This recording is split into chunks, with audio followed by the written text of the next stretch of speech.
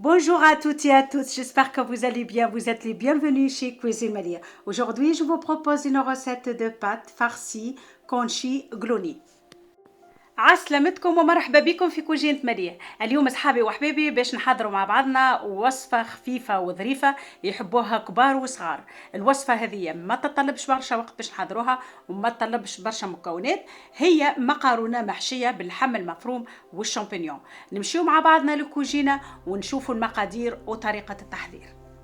Les ingrédients pour notre recette, alors il me faudra 400 g de viande hachée, de persil, 2 oignons râpés, de champignons, fromage de chèvre, mozzarella, les épices, alors il me faudra 2 cubes de légumes, de l'ail, poivre noir, muscade, cannelle, gingembre, sel, une cuillère à soupe de farine et de capre, mais ce n'est pas une obligation.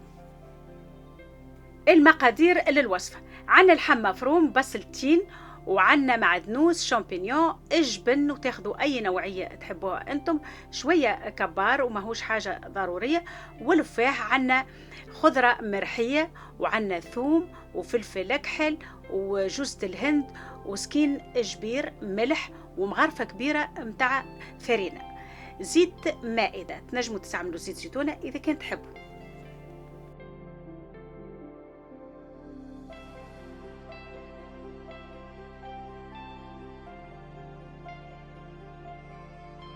Pour commencer, on va préparer la farce. Je prends ma viande hachée, la moitié des oignons, des persils et je le mets sur le feu avec la moitié des épices. Pour commencer, dans une casserole, je mets la viande hachée, la moitié des oignons, j'ajoute mes épices d'huile végétale et je le mets sur le feu pendant 10 minutes. Et après, j'ajoute mes persils. أول حاجة نعملوها ناخذ كسرونة نحط فيها اللحم المفروم، البصل، اشتر فيه هذاك الحضرناه، زيت مائدة ولا زيت زيتونة، ونعرجوهم على النار مدة 10 دقائق. من بعد نزيدوا المعدنوس ونخلوه مدة 5 دقائق حتى اللي تنحى الماء من الكسرونة ذيك بكل، ومن بعد نحطوه على شير الحشو ذيك ونبداو حاجة أخرى.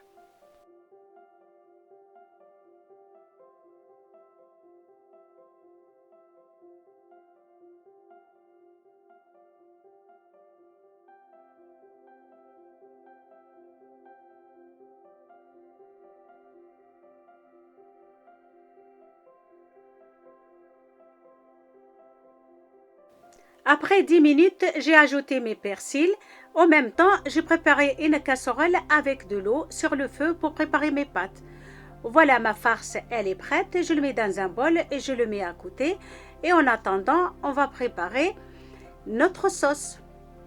لهنا الحشو متاع المقارونة حضر، نحطوه في صحفة ونخلوه على الشيرة، وناخذ كسرونة نحط البقية متاع الوفاح، الخضرة هذيك المرحية، نحط البصل مغرفتين ولا 3 زيت مائدة، ونحط الشامبينيون، نخلط مغرفة الفارينة هذيك بالماء، نزيدها للخليط، ومن بعد نمرق بالكمية اللي حاجتي بها، ونحط الكسرونة على النار مدة 15-20 دقيقة تطيب.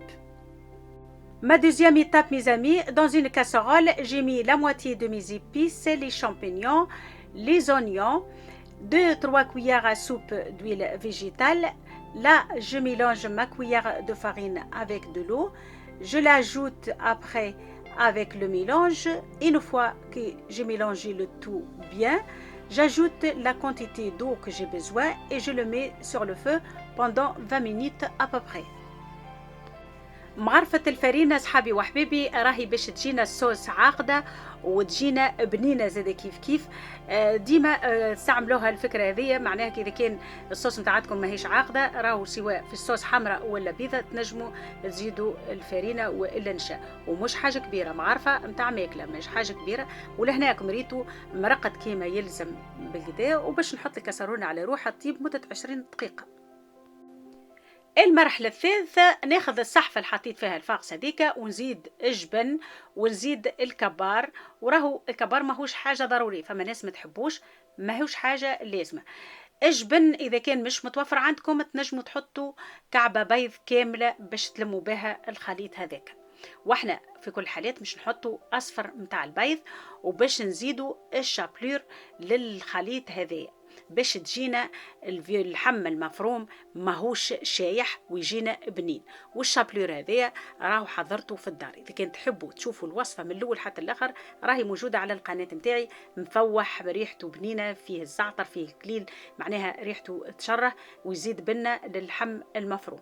ديما كي تحضروا الوصفات هذوما شويه شابلور باش يزيدكم بنا على بنا للوصفه نتاعتكم. Maintenant, mes amis, on va passer à la troisième étape. Dans mon saladier que j'ai mis ma farce tout à l'heure, j'ajoute un jaune d'œuf qu'on a oublié aux ingrédients et une cuillère à soupe de chapelure, le fromage de chèvre. Je mélange bien le tout. Si vous voyez votre farce elle est un peu mou, vous pouvez mettre même plus qu'une cuillère à soupe de chapelure. Et si vous voulez voir la recette comment je l'ai préparée, elle est sur ma chaîne. لهنا كيما تراو الخليط نتاعي محسوب حذر، واذا كان شفتوه طري شويه راكم تنجموا تحطوا مغرفه ولا مغرفتين نتاع شابلور. وفي نفس الوقت حطيت كاسرونه على النار بالماء سخون وباش نطيبوا المقارونه شطرتين. Une fois l'eau elle est bouillante, on va passer à la cuisson des pâtes et on va le faire cuire moitié cuisson. لهنا تردوا بالكم في تطيب المقارونة، راهي إذا كان جات طايبة برشا وصفتكم ما تجيش ناجحة 100%. تطيب المقارونة عنده دور كبير برشا في الوصفة. En attendant la cuisson de mes pâtes, je prépare un saladier avec l'eau froide. لهنا ما بين المقارونة متاعي تطيب نص طياب، حطيت صحفة فيها الماء بارد، حطيت على شيرة، والحشو هذاك زدتو شوية موزاريلا باش الوصفة متاعتكم تجيكم بنينة. تنجموا تحطوا فرماج رابي وتنجموا تحطوش بكل، أنا زدت لا أكثر ولا أقل للحشو باش تكون المقارونة طرية وبنينة. Pour bien farcir ma pâte et qu'elle soit bien délicieuse, j'ai ajouté un peu de mozzarella au mélange. لهنا المقارونة متاعي طابت شطرت طياب، ناخذ الصفاية ونبدأ نحط فيها بشوية بشوية في الماء بارد ونحاول ما نكسرهاش باش من بعد تطوعني في الحشو متاعها. Une fois ma pâte elle est prête et moitié cuite, je l'égoutte et je le mets dans l'eau froide.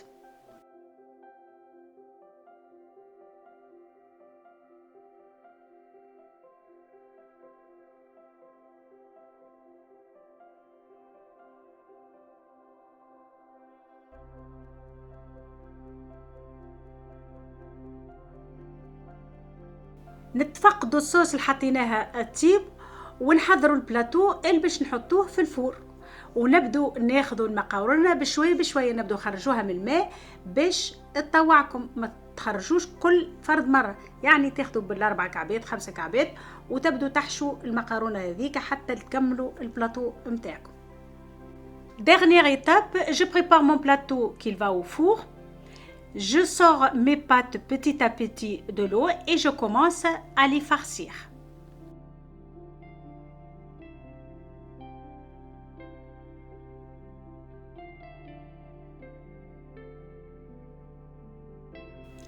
نعاود نأكد لكم المعلومة صحابي وحبيبي، المقارونة بتاعتكم يلزمها تكون شطرة طيب، ووقت تخرجوها من الماء سخون تحطوها فرد مرة من الماء بارد وتخلوها في وسطه حتى تكملوا الحشو متاع المقارونة كل.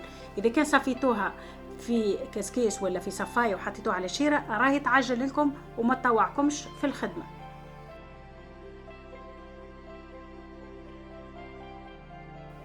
Une fois que j'ai dressé mon plateau, je l'arrose avec la sauce que j'ai préparée.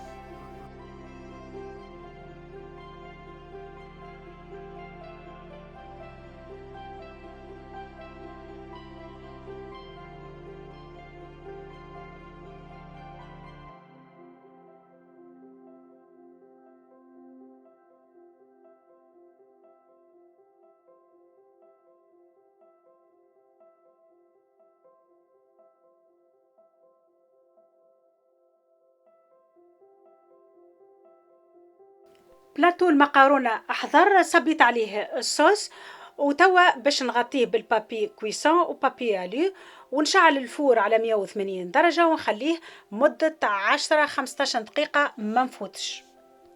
Une fois mon plateau est prêt, je le couvre avec papier cuisson, papier alu. J'allume mon four à 180 degrés et je le mets 15 minutes.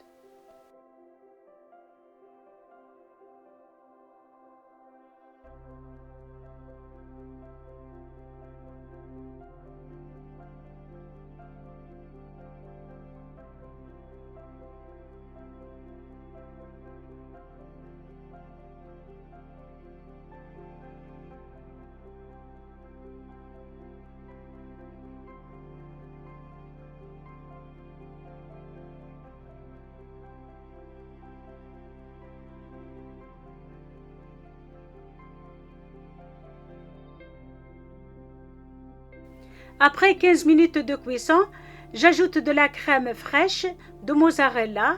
Je couvre à nouveau mon plateau et je le mets au four 10 minutes. بعد 15 دقيقة خرجت البلاطو نتاعي من الفور وزدت للمقارونة الكريم فريش والموزاريلا ونغطي البلاطو نتاعي من الاول وجديد باش الباط نتاعي ما تتحرقش ونرجع البلاطو للفور مدة 10 دقائق.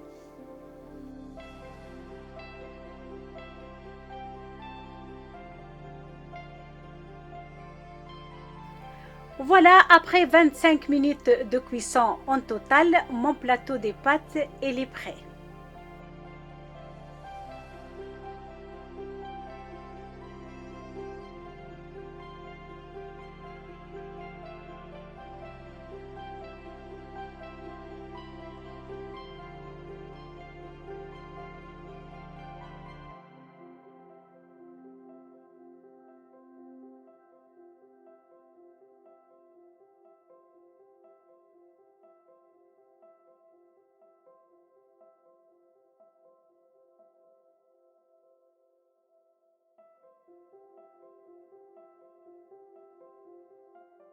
Voilà mes amis, on est à la fin. J'espère que vous avez aimé ma façon de le préparer, cette recette. J'espère que vous allez l'essayer chez vous.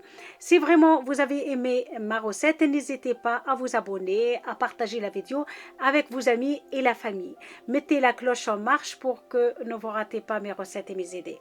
Si vous voulez me contacter sur Instagram, Facebook, c'est Cuisine Malia. Je vous souhaite une bonne journée et à bientôt. كيما تراو صحابي وحبيبي ما شاء الله والله أحد وصفتنا حضرت وصفة بنينة على الأخر يحبوها كبار وصغار. الوصفة هذه خفيفة وظريفة نجموا نحضروها في سير الأيام كيما نجموا نحضروها للضيف. إن شاء الله عجبتكم الطريقة وإن شاء الله تجربوها وانتم ملمومين مع العائلة والأصحاب والأحباب. إذا كان عجبتكم الوصفة ما تنسونيش في البصمة في الاشتراك في القناة. إذا كنتم مش مشتركين ما تنسوش تبارطاجوا الفيديو مع أصحابكم وحبيبكم. إذا كنت تحبوا تتصلوا بي على الانستغرام فيسبوك راهو كويزين مالية بصدر رحب نجاوبكم على أي سؤال تسألوه. ما يبقى لي كان نقولكم شهية طيبة وتبقوا على خير وفي أمان الله وإن شاء الله نتقابلوا في وصفة ما أحسن وخير.